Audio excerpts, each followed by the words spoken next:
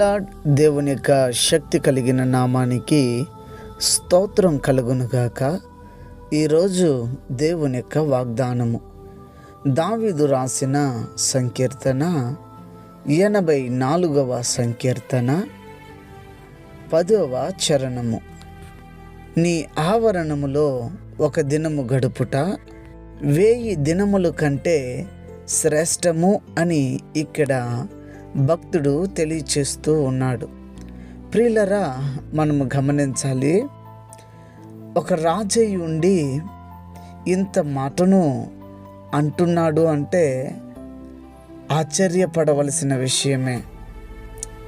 మనము సాధారణమైన స్థితిలో ఉన్నప్పటికీ కూడా దేవుని యొక్క ఆవరణంలో గడపాలి అంటే మనము చాలా నిరుత్సాహపడుతున్నాం, ఇష్టపడటం లేదు.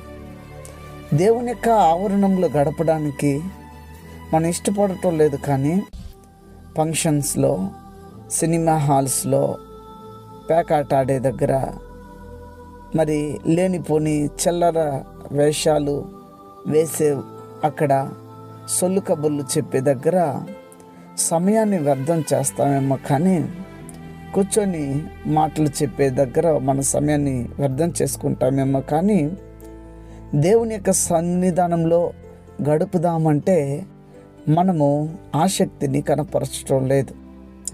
చాలామంది అమ్మో ఇంతసేపు కూర్చోవాలా, ఇంతసేపు ప్రార్థన, ఇన్ని గంటల ప్రార్థన అని చెప్పి చాలామంది ఏం చేస్తున్నారంటే చాలా దేవుని మందిరానికి రావడానికి చాలామంది ఇష్టపడకుండా దూరం అయిపోతున్నారు. దేనికో సమయాన్ని ఇస్తాం, కానీ దేవుని ఆరాధించడానికి సమయం మనం ఇవ్వటం లేదు. అన్ని సమయాన్ని అనుభవించడానికి ప్రాణం ఇచ్చిన ప్రాణదాతకి మనం సమయం ఇవ్వడానికి మనము వెనకడుగు వేస్తున్నాం.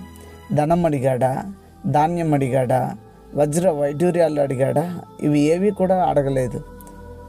ఆయన ఇచ్చిన సమయాన్ని ఆయనకి ఇవ్వమని అడిగాడు. తప్పేంటి? అయితే ఇది గమనించిన దావీదు అంటాడు, నీ మందిర ఆవరణంలో గడుపుట 1000 సంవత్సరాల కంటే నాకు శ్రేష్టమని అంటున్నాడు. ఒక రాజు ఉండి దేవుని సన్నిధానంలో గడుపుటకు చాలా ఇష్టపడుతున్నాడు.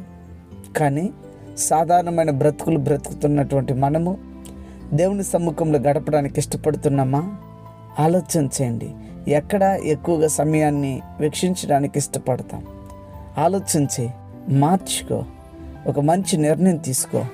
ఎక్కువగా ఈ లోకంలో ఉండడానికంటే దేవుని సమ్ముఖంలో, దేవుని సన్నిధానంలో ఉండండి.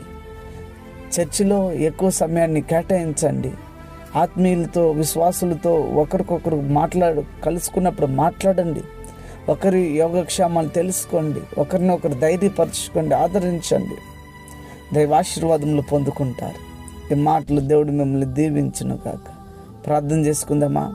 ప్రేమ స్వరూపి శ్రేష్టముగు నామమునికై వందనాలు. నీ మందిరంలో గడిపే భాగ్యాన్ని ప్రతి వారికి దయచేయండి.